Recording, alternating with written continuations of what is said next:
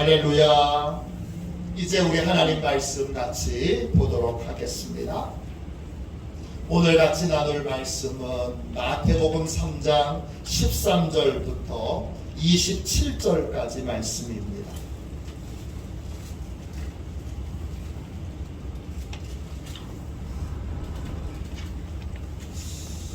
신약성경 책 4쪽 되겠습니다. 신약성경 책 4쪽 마태복음 3장 13절부터 17절까지 말씀입니다.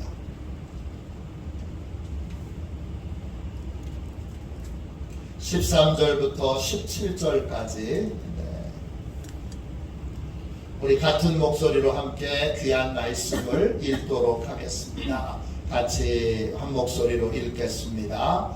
이때에 예수께서 갈릴리로부터 요단강에 이르러 요한에게 세례를 받으려 하시니 요한이 말려 이르되 내가 당신에게서 세례를 받아야 할 터인데 당신이 내게로 오시나이까. 예수께서 대답하여 이르시되 이제 허락하라. 우리가 이와 같이 하여 모든 의를 이루는 것이 합당하니라 하시니 이에 요한이 허락하는지라. 예수께서 세례를 받으시고 곧 물에서 올라오실새 하늘이 열리고 하나님의 성령이 비둘기같이 내려 자기 위에 임하심을 보시더니 하늘로부터 소리가 있어 말씀하시되 이는 내 사랑하는 아들이요 내 기뻐하는 자라 하시니라. 아멘. 주님의 말씀입니다.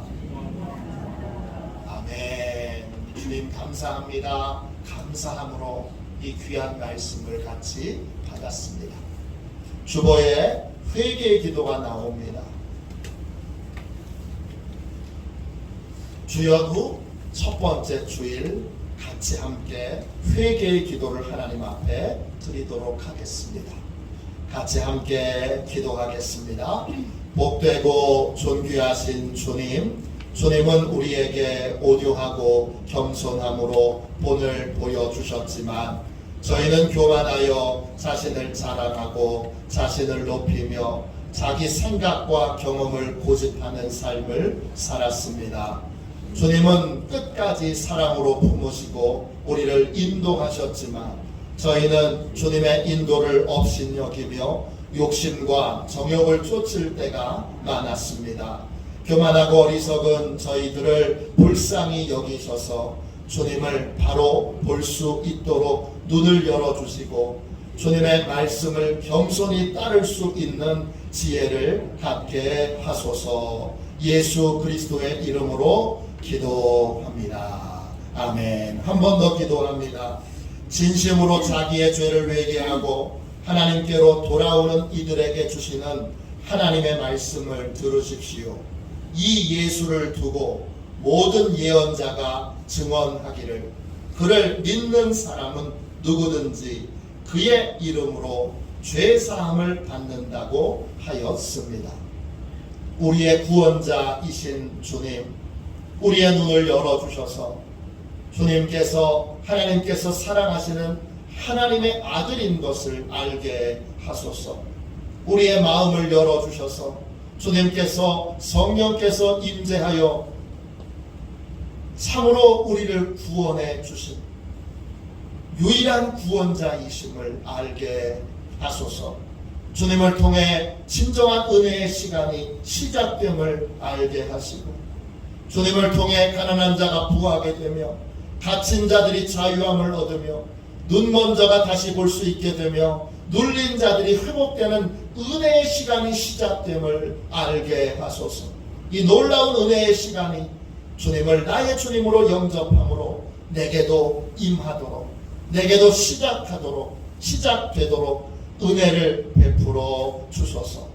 우리 주 예수 그리스도의 이름으로 기도합니다. 아멘. 할렐루야. 예수님께서 세례를 받으신 이유, 이런 제목으로 같이 은혜를 나누겠습니다.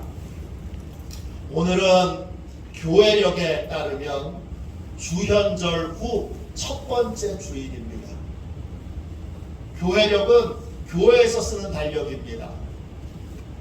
교회력은 성탄 전 4주 전부터, 성탄절 4주 전부터 한 해가 시작됩니다. 그러니까 올해는 2022년 11월 27일에 이미 시작된 것입니다. 교회력으로는 11월 27일, 작년도 11월 27일부터 새해가 시작된 것입니다. 교회력에 따르면 1년은 2개의 주기로 이루어져 있습니다. 첫 번째 주기는 빛의 주기입니다. 대림절, 성탄절, 주현절로 이어지는 절기입니다.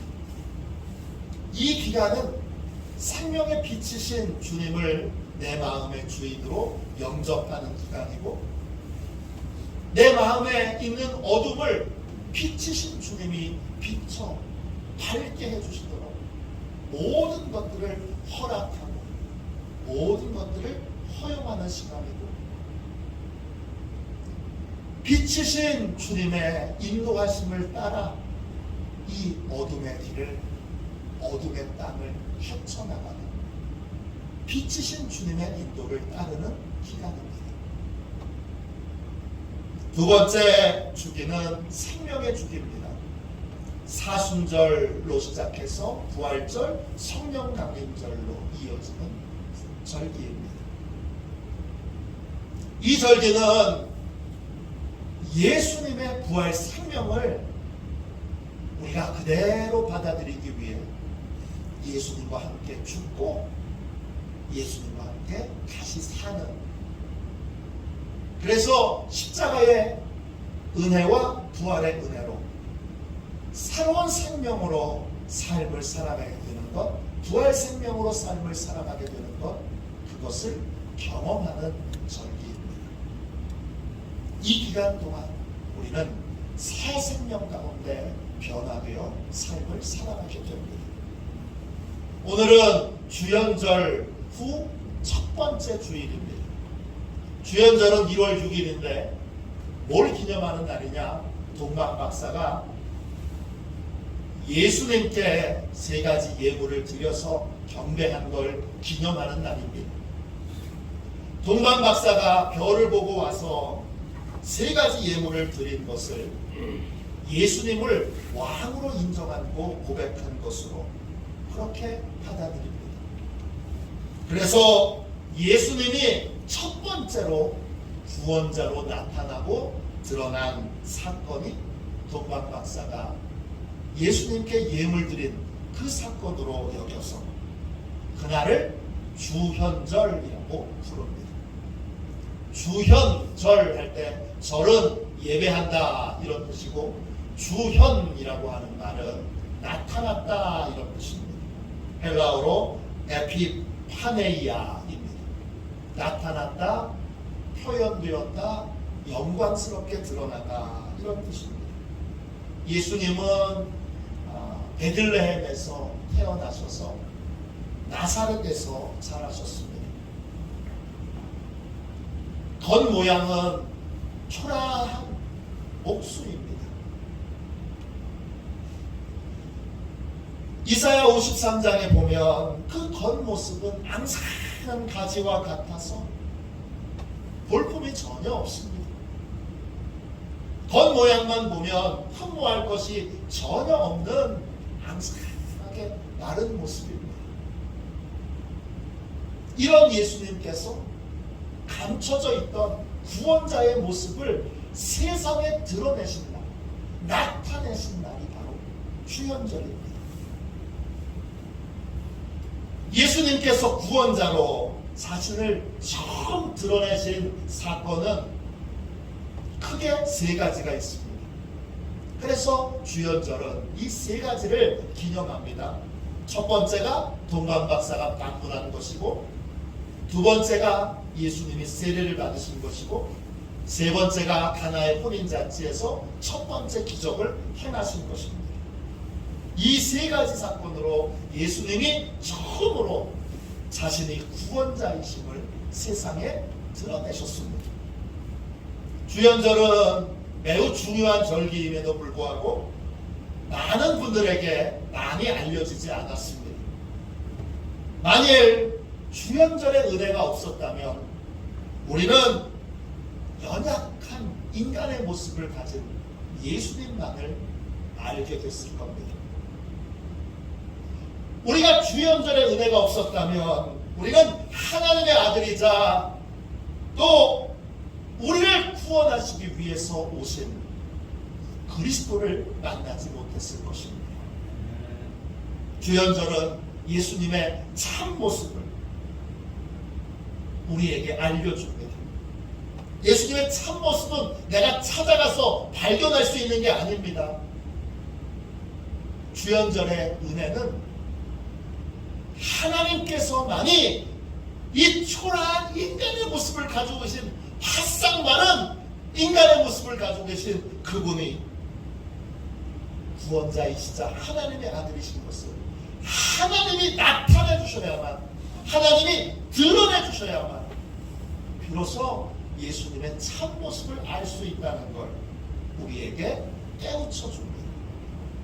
한동안 역사적 예수 운동이 세계 곳곳에서 벌어졌습니다. 이 운동은 성경에 나오는 기적과 신비를 모두 부인하는 자들에 의해서 주도된 운동입니다.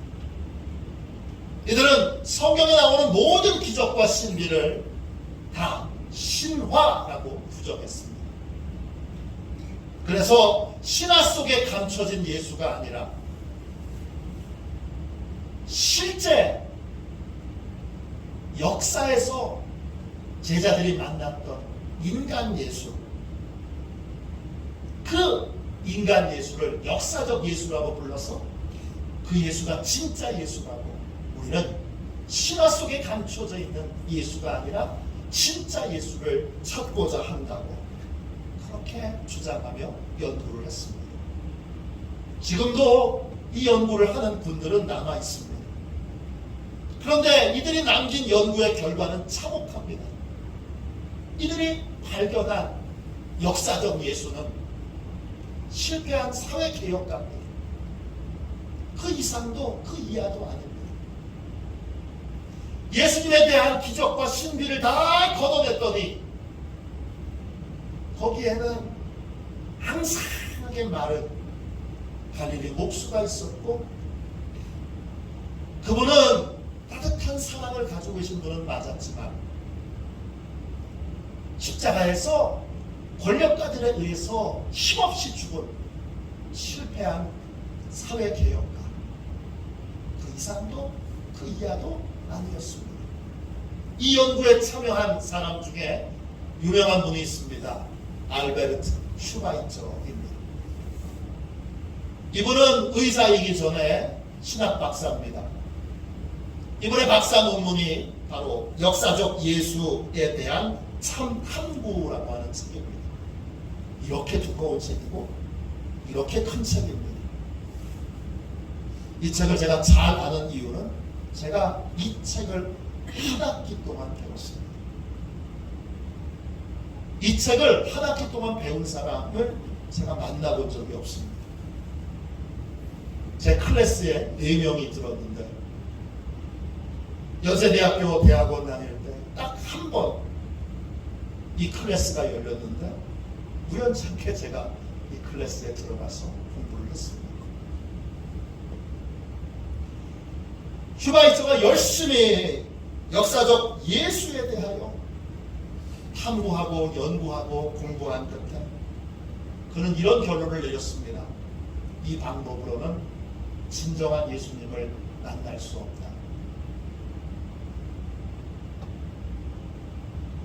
그래서 그는 참된 예수님을 찾고 만나기 위해 그런 간절한 마음으로 예수님을 따르기 위해서 아프리카로 의료 선교를 떠납니다.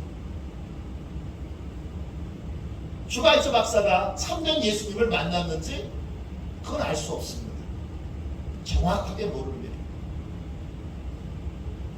그는 말할 수 없이 훌륭한 분이지만 인간 예수, 역사적 예수를 본받고 따르기 위해 노력했던 사람은 틀림없지만 구원자이신 예수님을 만나 구원의 은혜를 입었는지는 정확하지 않습니다. 확실한 건 주현절의 은혜가 없다면 아무리 삶이 훌륭한 사람이라 할지라도 구원자이신 예수님은 만날 수 없다는 것입니다. 주현절의 은혜가 없다면 억울하게 죽은 인간 예수, 사회개혁가 예수, 실패한 개혁가 예수는 만날 수 있지만 십자가를 넘어서 부활의 승리로 죄의 문제를 완전히 해결하신 진정한 구원자 예수, 진정한 구원은 만날 수 없습니다. 그래서 주현절이 중요합니다. 주현절에서 주현이란 나타났다 이런 말이고, 이 말은 성경에 딱 3번만 나옵니다. 전부 나타나심으로 번역되어 있습니다. 헬라어로 아까 말씀드린 것처럼 에피파네이아입니다. 이 3구절의 말씀을 보면 주현절의 은혜가 왜 필요한지 우리는 명확하게 알 수 있게 됩니다.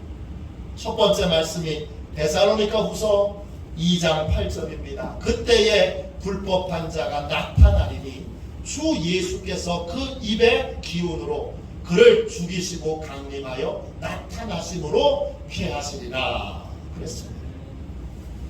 예수님이 구원자로 나타나 주심으로 불법을 행하는 자들이 퍼뜨렸던 거짓된 교훈들이 다 폐하여집니다.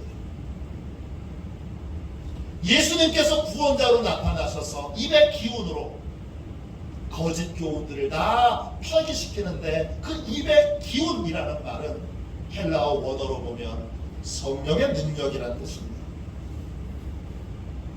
예수님께서 성령의 능력으로 사람들이 진리라고 믿는 세상에 통용되는 거짓된 교훈들을 다 폐하셨습니다. 그래서 거짓된 교훈들을 따르지 않게 된 것입니다. 두 번째, 주현 나타나심이라는 말이 등장하는 두 번째 말씀은 디모데후서 1장 10절입니다. 이제는 우리 구주 그리스도 예수의 나타나심으로 말미암아 나타났으니 그는 사망을 패하시고 복음으로써 생명과 썩지 아니할 것을 드러내신지라 그랬습니다. 두 번째, 주현절의 은혜로 우리는 영생의 길을 분명하게 알게 됐습니다. 본문에 우리 구주 그리스도 예수의 나타나심으로 말미암아 나타났으니, 나타났다는 말이 2번 나오는데 두 번째 나타났다는 말과 첫 번째 나타나심은 다른 단어입니다. 두 번째 나타났다는 말은 헬라어로 파네로입니다. 뜻은 명확하게 되다, 선명하게 되다 이런 뜻이에요. 주현절의 은혜로 우리는 예수님이 구원자이심을 명확하고 선명하게 알게 되었습니다. 그래서 그 결과 영원한 심판을 받지 않게 되고 영생을 얻게 되고 또 천국을 사모하는 인생을 살게 되었습니다. 세 번째, 이 주현 나타나심이라는 단어가 등장하는 말씀은 디도서 2장 13절 14절입니다. 복스러운 소망과 우리의 크신 하나님 구주 예수 그리스도의 영광이 나타나심을 기다리게 하셨으니 그가 우리를 대신하여 자신을 주심은 모든 불법에서 우리를 속량하시고 우리를 깨끗하게 하사 선한 일을 열심히 하는 자기 백성이 되게 하려 하심이라 그랬습니다. 우리가 주현절의 은혜를 사모합니다. 그리고 사모하면서 그 은혜를 기다리는 이유는 주현절의 은혜를 통하여 십자가의 죽음이 대속의 죽음, 속죄의 죽음임을 확신하게 되기 때문입니다. 그분이 2000년 전에 예루살렘에서 십자가에 못 박혀 죽은 것과 내 죄가 무슨 상관이 있습니까? 이걸 연결시켜주고 이걸 내 죄를 위한 대속의 죽음인 것을 확신하게 만드는 것, 그것이 바로 예수님이 구원자로 드러나실 때, 나타나실 때 이루어지는 일입니다. 주연전의 은혜로 십자가의 죽음이 대속의 죽음인 것을 믿고 알게 될 때 우리는 속죄의 은혜를 입게 되고, 그리고 주님을 기쁘시게 하는, 하나님을 기쁘시게 하는 선을 행하는 그리스도인으로 삶을 살아갈 수 있게 됩니다. 이것이 주연절의 은혜입니다. 주연절의 은혜로 우리는 비로소 진정한 믿음의 길에 들어서게 됩니다. 구원의 은혜는 주연절의 은혜에서 시작됩니다. 그리고 이 주연절의 은혜는 오늘 본문에 나오는 예수님의 세례에서 분명하게 그 구원자이신 예수님의 모습이 나타나게 됩니다. 오늘 본문 말씀을 보십시오. 예수님이 세례를 받으셨습니다.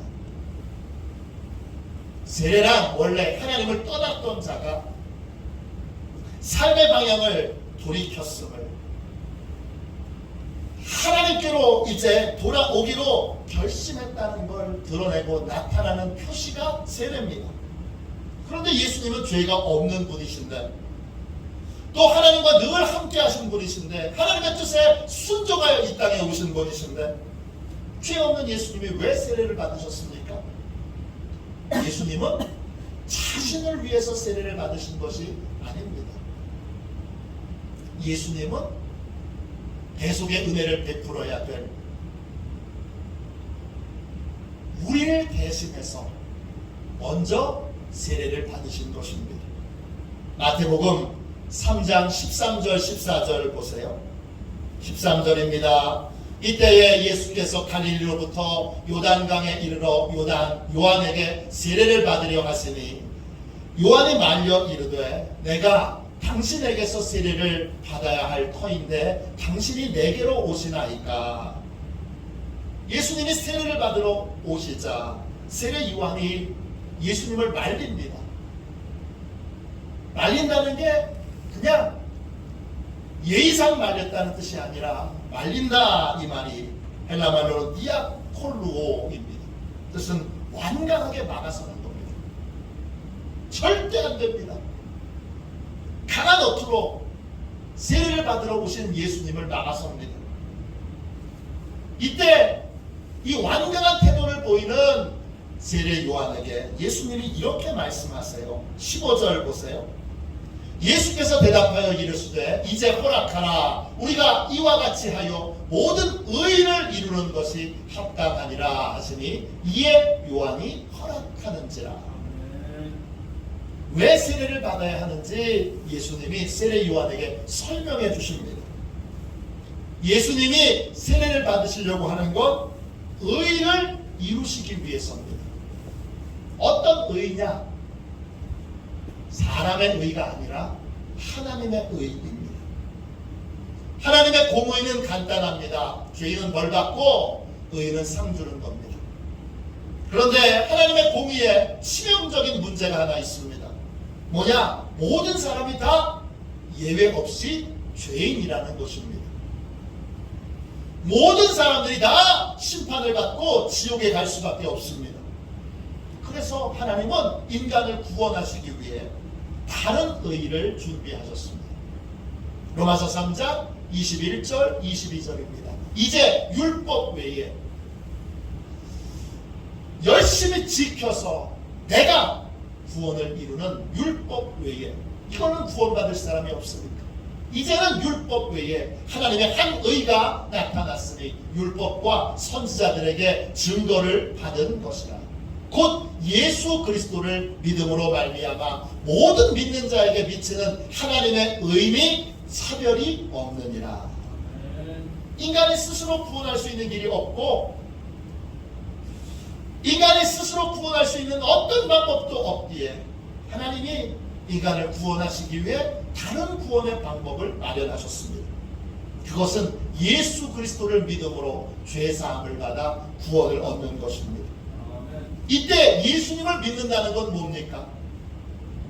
예수님을 주인으로 모시고 예수님의 다스림을 받는 삶을 사는 것입니다.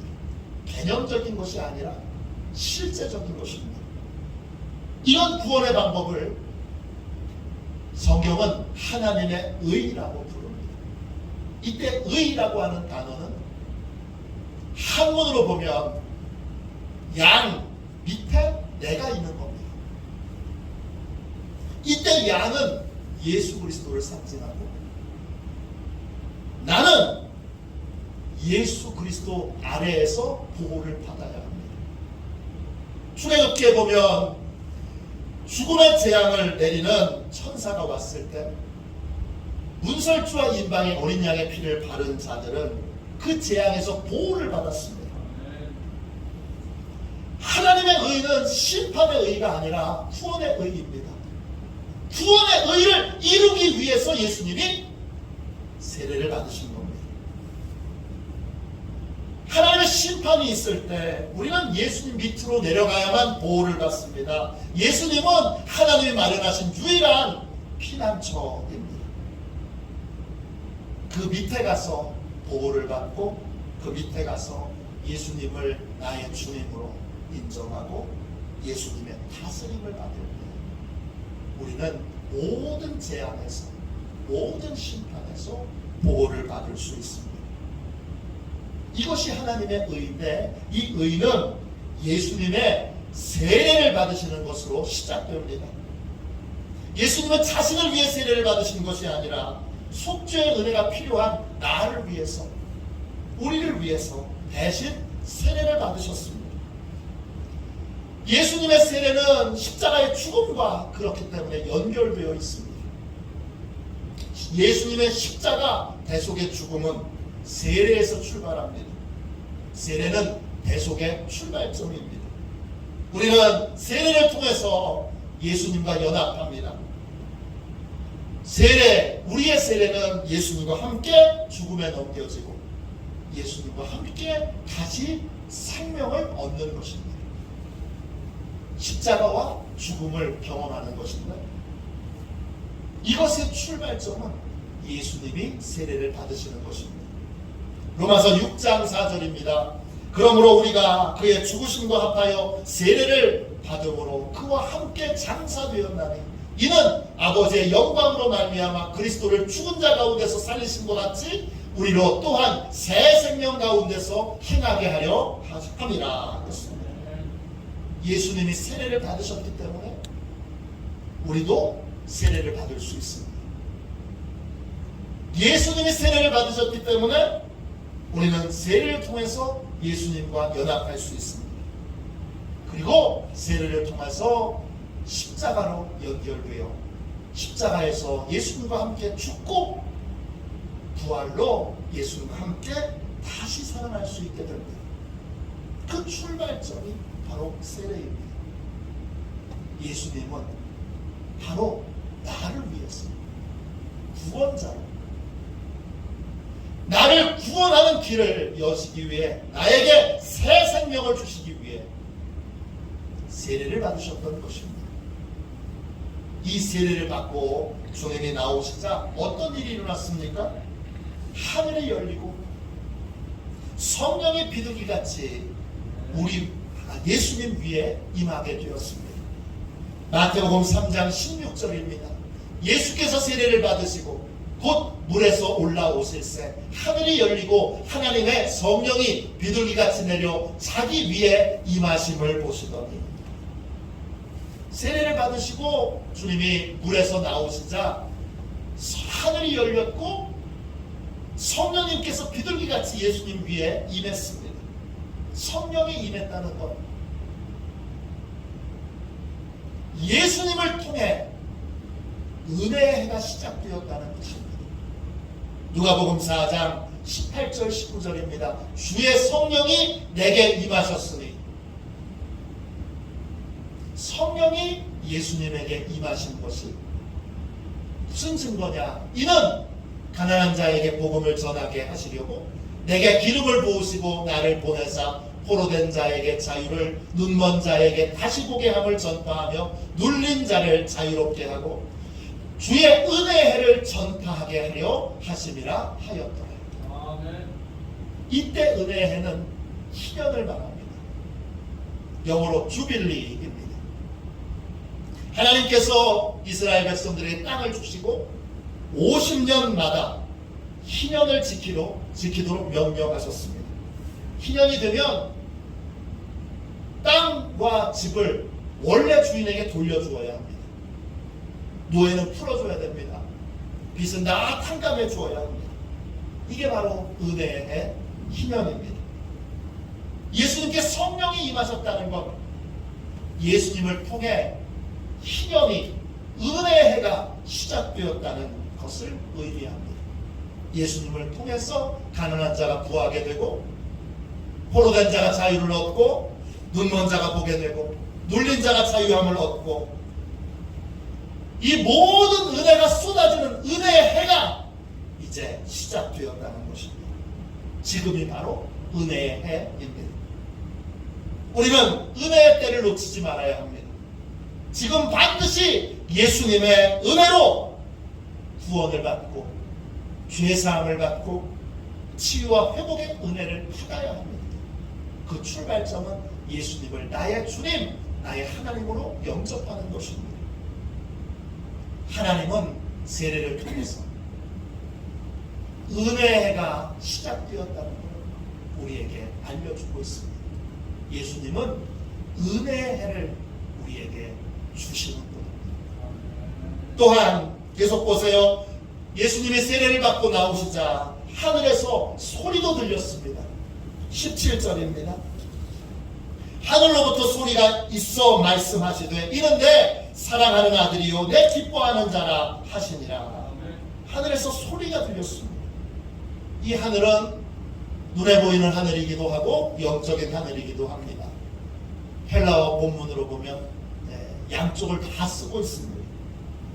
지금 이 하나님의 음성을 들려주는 하늘은 하나님이 계신 영적인 하늘입니다. 그 영적인 하늘에서 하나님의 음성이 들렸는데 내용이 뭡니까? 예수님이 누구이신지 하나님이 직접 알려주고 계십니다. 예수님은 겉으로 보면 바싹 마른 앙상한 갈릴리의 나사렛의 목수이지만 그의 본 모습은 하나님이 너무나 사랑하시는 아들입니다. 하나님은 가장 사랑하는 아들을 우리를 위해 주셨습니다. 내 사랑하는 아들이야, 이렇게 말씀해 주십니다. 그리고 그 아들은 아버지 하나님을 기쁘시게 하는 목적으로 이 땅에 왔습니다. 구원의 길이 막혀있는 인간에게 구원의 은혜를 베풀기를 원하시는 하나님의 뜻을 이루기 위해 우리를 찾아오신 것입니다. 예수님은 하나님이 사랑하시는 하나님의 아들이고 그리고 우리를 구원하시기 위해 하나님을 기쁘시게 하기 위해 찾아오신 우리의 유일한 구원자이십니다. 이걸 하나님이 명백하게 확인시켜 주십니다. 오늘은 하나님의 은혜로 주연절의 은혜를 함께 나눴습니다. 우리는 하나님을 통해 예수님이 하나님의 아들이시고 속죄의 죽음으로 우리를 구원하실 구원자이심을 알았습니다. 이걸 분명히 안 우리는 뭘 해야 됩니까? 예수님을 나의 구원자로 받아들여야 합니다. 예수님이 하신 모든 말씀을 진리로 믿어야 합니다. 또 예수님께 우리의 인생을 맡기고 빛으로 인도하시고 빛 대신 예수님의 인도를 따라 순종하는 삶을 살아야 합니다. 이렇게 될 때 은혜가 우리의 삶에 열립니다. 이렇게 될 때 죄 사함의 은혜가 임하게 됩니다. 이렇게 될 때 영생의 길을 가는 소망의 삶을 살 수 있게 됩니다. 이런 은혜와 복을 누리는 저와 여러분이 다 되시기를 주님의 이름으로 축원합니다. 우리 이 시간 함께 96장 1절만 우리 함께 찬양하고 그 다음에 주여 이제 나에게 주님이 누구이신지 명확하게 보여주셨사오니 하나님이 보여주신 그대로의 주님을 영접하여 주님의 인도를 받겠습니다. 이렇게 우리 함께 이 찬송 부르고 통성으로 기도하도록 하겠습니다. 주님과 약속하는, 주님께 우리의 믿음을 고백하는 시간을 갖도록 하겠습니다. 96장 1절만 우리 1절, 2절 찬양하도록 할게요. 1절, 2절 잠깐만요. 1절부터 4절까지 다 찬양하도록 하겠습니다. 우리 한 번씩만 찬양합시다.